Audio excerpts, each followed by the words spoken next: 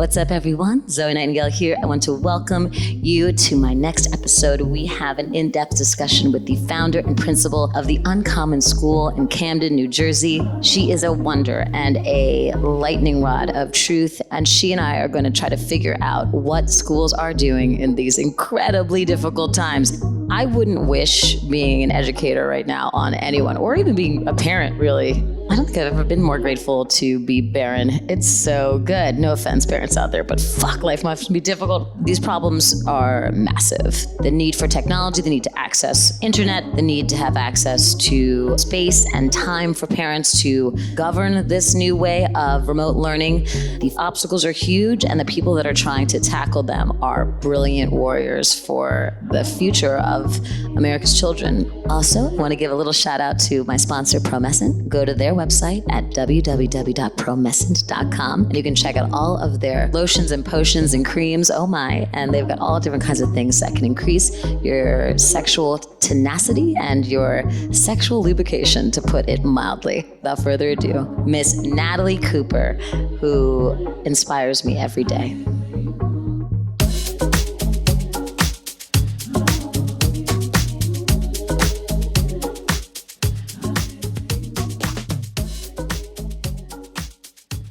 What up, Natalie? Hi. So let's start with who you are. Let's go.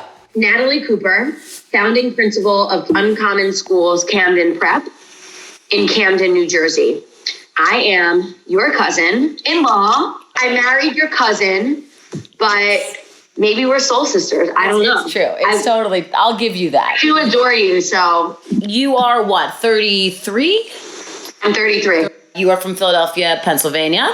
And I have been hearing about your school for many years. I never knew exactly what the fuck you were up to.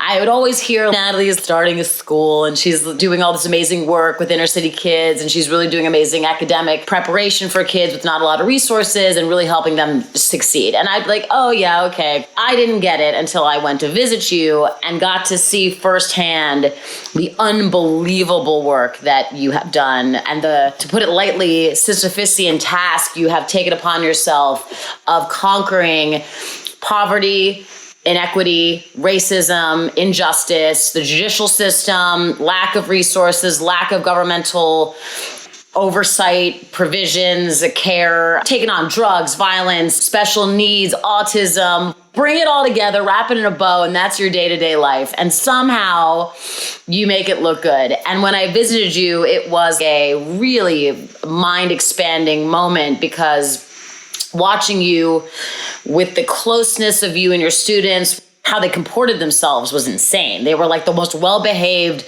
what are they, like 6 through 14 or something?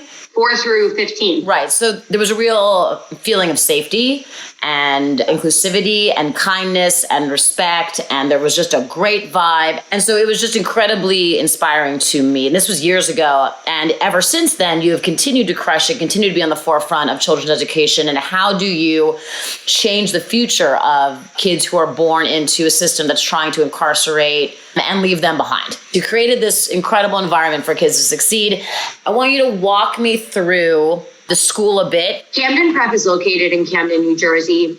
Camden, New Jersey is 5 miles from Philadelphia, and a city that has gotten a really bad reputation over time for being dangerous, murderous, and having a significant lack of access.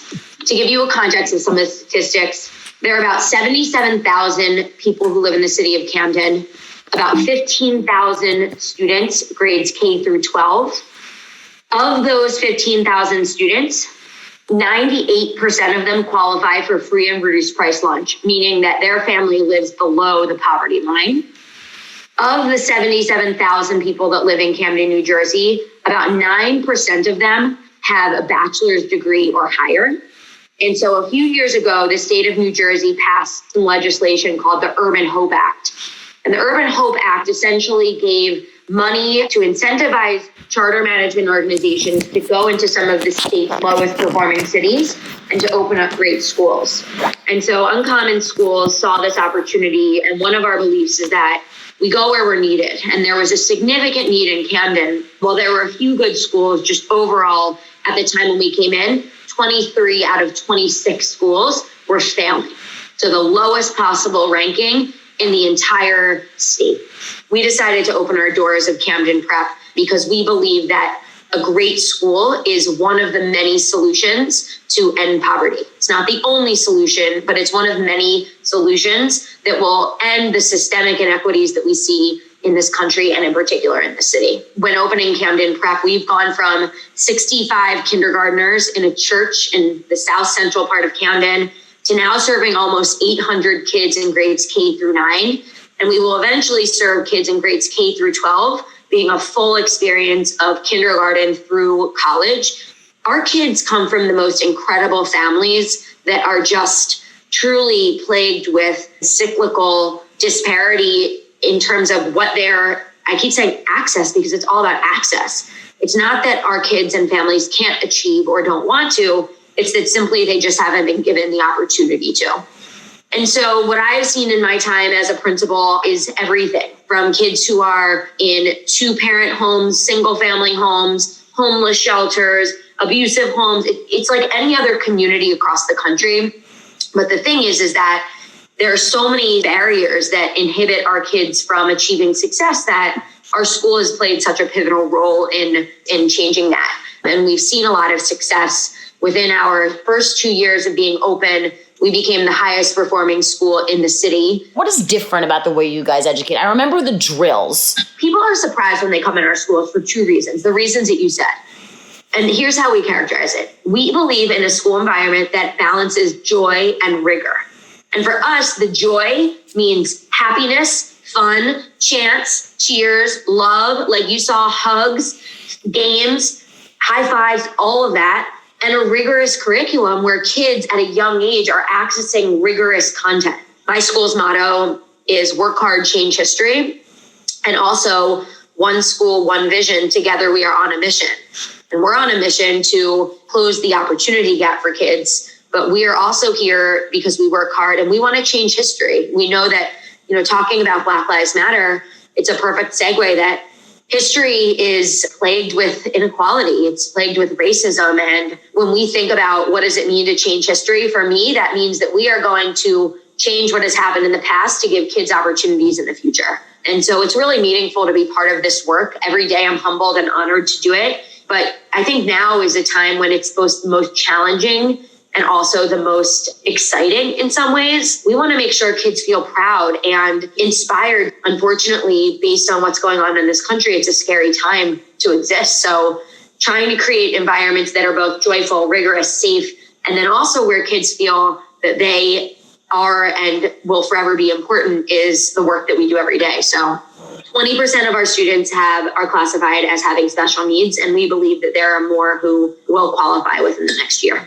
Our kids' needs range from a very restrictive learning environment to a less restrictive learning environment. For example, having students who are nonverbal autistic, or having students who simply just need some extra tutoring or extra reading support. Kids with all different needs, whether it's dyslexia or dysgraphia, or students who have significant emotional disturbance. It runs the gamut. We serve all students. We are the local public school, and we are proud of serving all of the kids with any need. But yeah, that too has been a challenge in the remote learning world. How do you do the food at your school?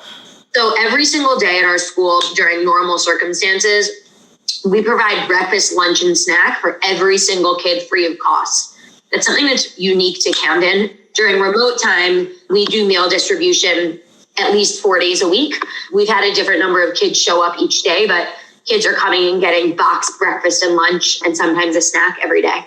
When Corona starts happening, we had talked extensively about how you guys start to figure this out. No one knows what's going on. Middle of March, things are shutting down left and right. Can you explain to me the complete nightmare that was your end of March? When the school shut down, I'll never forget that Friday afternoon looking at my staff. We did a huddle during lunch, and I had to bring the staff together because all the kids had already heard murmurs from their families. But bring the staff in a huddle and say, listen, we are closing down. I don't know when we're going to reopen. We're going to do everything we can for our kids. I don't have any other answers for you. And to say that as a school leader to a staff of about 50 people is... And you always have all the answers. I did my best to keep composure. Over the next 2 weeks that followed, we essentially distributed every single Chromebook that we had in our schools in Camden and connected with every family member to make sure, see who had a tablet, who had an iPad, who needed something from us, hotspots, all of it. About 25% of kids and families had access to internet and a device, so they were fine. About 25% of kids had what they needed. So 75% of kids had either lack of internet or lack of of tablet of some kind to do their homework. Or both. Oh, exactly. So then what we did was this mass overhaul of trying to get kids and parents either a device or a hotspot or both. We got quickly to 75% by distributing all of the Chromebooks that we had. And then we sort of did like barters with our other schools in New York City, be like, hey, we need some more Chromebooks. We scrounged around, we looked for free Chromebooks, or we looked for refurbished Chromebooks that were for sale, and we gathered some things together and the hotspots. But there was still about 10% of the school that was on an unreliable device. For example, many kids were on their parents' phone, which was not a reliable device to learn for multiple months on. To think that affluent kids across this country have their own device all over, right? It's like they have an iPad, they have a tablet, they have both, they have Leapfrog, they have this and that. But kids in poor communities either don't have that or don't have access to get that quickly. And so to see that and to watch that and to be really helpless of really not being able to do much about that, because at this point, I don't know if you knew, but Google Chromebooks are back ordered across the freaking world until mid-October. And that's been the case for months now. Google Chromebook is important because it's the cheapest one, right? It's like $300 and it's good. Yeah. Chromebook is the cheapest one that also has a really good system just in terms of they can access Google Classroom, they can access Google Word, and they can access Zoom really well. Some of the other ones aren't as reliable. Do you have budget for this? Oh, heck no. It's been a nightmare. In our New Jersey schools alone, so we have 18 schools in New Jersey, in Camden and Newark. For all of those schools, PPE and Chromebooks alone, so everything for coronavirus through this year is going to cost us about $5 million. So that is money that we didn't budget for. That's money that we don't have. That's money we're going to have to raise privately. We're looking into grants, and I'm doing a lot of private fundraising as much as we can. And with the looming budget cuts on the horizon, because we have spent so much on everything else in this country right now, they're going to cut the funding, student per pupil funding in New Jersey by, we anticipate at least maybe even $1,000 per kid. You know, that's $1 million or so that we're going to be behind every, for just the coming year. And that's pretty scary as well. So money is something that we are looking for. We need more of, don't we all? But as a school in New Jersey, we get higher per pupil funding than some of our counterparts, right? Like in Pennsylvania, they give less per pupil funding, but everybody's going to be looking for money. It's just getting kids what they need should not cost this much, especially not in our poorest communities. It's really a shame. Can you talk me through what information you got from your governor, your mayor, the president, Betsy DeVos, my least favorite person on the planet? What is the protocol here? Yeah, so Uncommon Schools, we have 55 schools across 6 cities. And thankfully, we work really closely together to collaborate, align, systematize. And this is another example of when that can be really leveraged, because this summer we created a working group. We called it the COVID Comeback Team. And the comeback team was basically working on, like, what the fuck is everything going to look like when we return to school? From the state side of things, the governor will host phone calls. So I think there's either a bi-weekly or a monthly phone call that one of my colleagues sits on.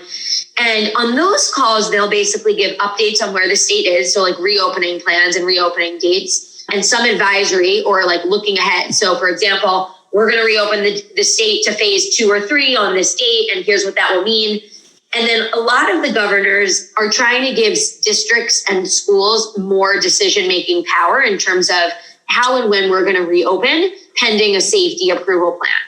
I wouldn't say that we've gotten much guidance. I'd say we got more policies, which I think at this point is appreciated. So the Federal Emergency Management Agency, FEMA, gives out money during pandemics like this. So we've gotten some FEMA funding, which is great and appreciated, but it certainly doesn't cover all of what we're going through. I am not necessarily a proponent of throwing more money at schools in normal times. I think that we can find ways to be creative, even though money is great. But during a pandemic, we have to spend so much money to do things just to make it feel close to normal that we do need more money. It's a shit show because no school is putting themselves out there and saying, oh, we're going to risk it. We're going to put our kids at risk and just try it. No school is doing that. I don't care what school it is.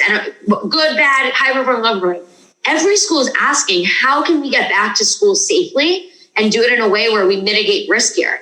The problem is that, as you know, there's so many unknowns with this whole pandemic that like it's a lose-lose. If we don't go back, kids are significantly at a disadvantage. They're stuck at home, not learning much. And if we do go back, the risk of sickness and infection is looming over everyone.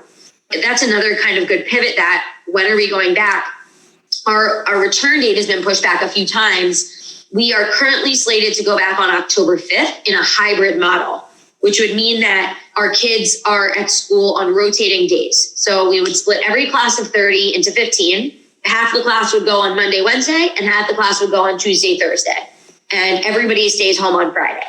And on the days when you're not in school, you do what's called asynchronous learning, which is you watch a video and you do work that aligns to it, basically. And on the A days, you do synchronous learning, which is you're in school with your teacher, they're teaching in front of you, but you have your computer with you and you can do all your work on your computer in case you have to go home at any point because, I don't know, you sneeze or you have diarrhea, which, by the way, there's like a long list of symptoms: fever, sneezing, runny nose, shortness of breath, all of those things. Like literally, if any of those things happen, the kid has to go home and get a COVID test. I feel like kids only have runny noses. So you're supposed to go back on the 5th, and the kids have now been out of school for 7 months. What the hell are you going to do on a limited schedule to catch them up with the rigorous curriculum they've already missed? What do you... With great difficulty. Okay. I don't know how exactly yet. We're in talks about this right now. So one thing we did that I think was really creative is that our schools across the network, during the shutdown in this summer, we knew that we were going to have school in some fashion that's remote, and who knows what this year was going to look like. We actually switched our elementary school curriculum, our reading and writing curriculum. We switched it to a curriculum that can be taught entirely online or in person. And what's cool about that is that it essentially allows us to leverage the videos, leverage the interactive platform that they have, and also to teach in person if we can. But if we have to shut down at any point, it will allow us to keep the kids on pace with the curriculum, even though they're home. I think that until we can be back at school full time, I don't think we'll ever reach the mark that we were at. And that, like anybody else who says otherwise will be lying. But what we can do is try to close the gap in terms of give them the most rigorous possible curriculum that's electronic. And then we'll have a lot of work to do when they return. Our schools are outliers in that high-performing schools in this country are exceptions. Unfortunately, the rest of the country, and the majority of this country, is so much lower performing than countries, as you said, Finland, China, Korea, all over, Europe, like just all over are outperforming us. I think that until there is a national reckoning about education and what education needs to be, that I don't know if we're going to see change with the marginal progress that we have year over year here. It just doesn't, it won't work. And the gap is getting bigger, right? So we have some of these great performing schools in poor communities, but when you look at wealthy communities who they're always going to do well and they'll continue to do well, whether it's through their learning pods or whether it's through their private schools or whether it's through the public schools and, you know, where I grew up, where we grew up, that were pretty good. But the lowest performing quartile in this country is going to continue to underperform unless we make significant adjustment. Well, do we have hope here? What's your hope? You said it might be an exciting time for education, and why would it be? Because this just sounds like we are screwed. Are parents just going nuts? Some parents are too scared to let their kid out of the house still, which is very understandable. Some parents are like, get the kids out of here. Like, frankly, after 6 months with your kids at home, that's something that no one signed up for who has school-aged kids. And yeah, so they're going crazy about that. I think everyone's just kind of in disarray in terms of how screwed we are. I mean, you said it, right? Are we screwed as a country? Yeah, in a lot of ways. Well, hopeful optimist in me is hoping that things will get better. But again, at this rate, I think parts of this country will continue to get better. It's good to be rich here. And then for everybody else, it really sucks. And unless you can break out of a cycle of that, which is what some of these sort of proof point schools and cities are doing, that there's no hope for a lot of people. Are other schools open? Like, I don't even know. Like, does anybody get to go to school? Is everything shut down? Just everywhere across the country, kids are at home? So this is the craziest part. So all over, it is like completely different things. So some schools have decided to reopen with everyone back, meaning like nothing has changed except some of the PPE stuff. So I know a school in Summit, New Jersey, they have every single kid back except a couple that have opted out of in-person learning. They have like little plastic shields around their desks. They have to wear masks all day. They're making it work as normal with 20, 25 kids in their class. There are other schools who have returned, like I think you saw in Georgia a couple of months ago, where kids went back and there were huge COVID outbreaks. Many schools across the country, I would say many that are opening now, are opening with a hybrid model, meaning half the kids are there or it's at half capacity, or for a lot of the schools that have the space, many schools are doing like as much outdoor classroom work as possible. Yeah. And then there's other schools like in New York City, a couple of the big school system Success Academies isn't returning until January. So they'll be all remote. So it just kind of varies by the school, by the system, and what they're capable of. Question, how do you get a kid to wear a mask all day? That's a whole other thing. Oh God, he asked me that for this. You're going to make 20% of special needs kids wear a mask on their face all day? Can you get the shields or something? Sensory overload. The parent has to train the kid to wear the mask, but we don't expect every freaking kid to wear a mask because we don't want to wear a mask all day. It's crazy. You can't make kids tie their shoes. You can't even make them not go to the bathroom in their own pants, let alone wear a fucking mask. This is impossible. So what do they do during lunch? They have to eat alone? Lunch is in the classrooms. They eat by themselves first with their mask off. Once lunch is done, if they want to talk, they have to put their mask on. Oh, God. What are your biggest fears about remote learning and the repercussions of your best scenario as a school to try to move forward during Corona? My greatest fear is that kids fall so behind that we won't be able to catch them up. I think about the older kids who are missing out on so much academic and social development. Well, I don't think it's impossible because I think we will find a way to do it. I worry that many kids will miss out on things. You can only learn so much through a screen. Yeah, you can learn things. Reading books is the best thing that kids could do. Sure, read books, but engaging with others, learning how to fail, learning how to be challenged, learning how to be inspired. Like a lot of that is really limited in the technology world. So I worry that kids will miss out on significant milestones. Teachers get paid what, like 90 grand or something a year to do this? 60, 70? Starting salary for us, first year teacher, is $55,000. I met a teacher in Philadelphia yesterday who makes $32,000 a year before taxes. Yeah, and the amount of hours the teachers work. So this is like a 80 hours a week job easily? Easily. I'm telling you, the entire education system needs to be blown up. If you look at the education system, how teachers are viewed, the amount that they work, what's expected of them. I think there's something to be said about the way that we view the position of a teacher in this country. And in many communities, a teacher isn't as valued, but especially in our poorest communities in this country, we need the best people there and doing the best work. And that's not the case here. I so am in awe of this work, and I can't imagine a better way to really start to change things just from the very beginning. Equal access to education, equal access to safe places for kids to learn and grow and make mistakes and fuck up and not have devastating consequences because they're in some sort of school system with militarized police systems that lock them up for infractions and send them away to juvie that like ruin their lives forever and separate them from their families. The way in which DAs process children who make schoolyard infractions and some of the more like the poorer parts of town is just fucking criminal. Like these people should be put in fucking bars, man. That's one of the ways where I got interested in being in education. I interned for a summer at something called the Juvenile Law Center in Philadelphia, which essentially takes juvenile court cases. And I could not, as a high school intern, I could not believe the shit that I saw.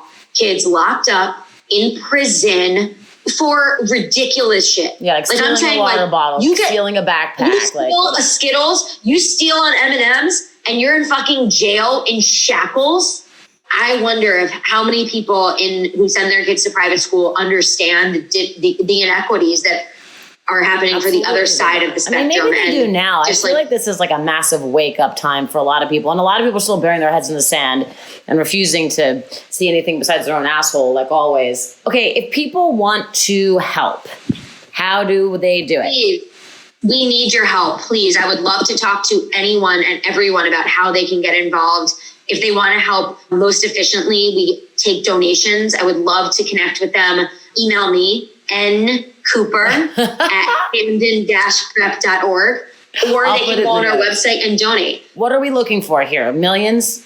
Oh, we're looking for millions, but every dollar counts. Every single dollar counts. And if they can give $1, if they can give $100, $1,000, anything, it makes an impact. Or if they can give a listening ear so that I can help them get connected with how they can support in other ways. We take materials, we take supplies, we take volunteers who, when it's safer, can come and help us do things at school. Or I am so committed. I believe that it's like a life of service, just and giving back. There's so many ways to do it. So tech is huge. Money is huge. Supplies are huge. PPE is huge. What else do you want to say to people about what's going on, about teacher or anything, really? I want to say to people that there are so many ways that people can get involved and make an impact. They can connect with me. They can connect with a school that's meaningful to them. And they can give time. They can give money. They can give effort, whatever they can. There's so many ways to be involved. So good, Natalie. You're the best. I'm so proud to be You're the best. I'm so proud to be your fucking family. What a gift.